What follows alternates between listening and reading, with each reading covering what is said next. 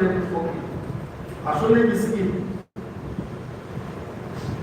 এসে বললেন যে ভাই, আমি একজন গরিব মানুষ, একটু সাহায্যের দরকার,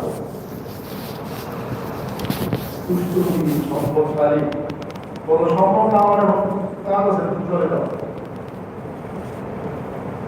ফেরেশতা বললেন, ভাই আপনি তো আসলে এত সম্পদের মালিক ছিলেন না, আমার শুধু জানা, এমনকি আপনি অসুস্থ ছিলেন, আল্লাহ তাআলা মেহেরবানি করে আপনাকে সুস্থ করলেন, সম্পদ দিলেন।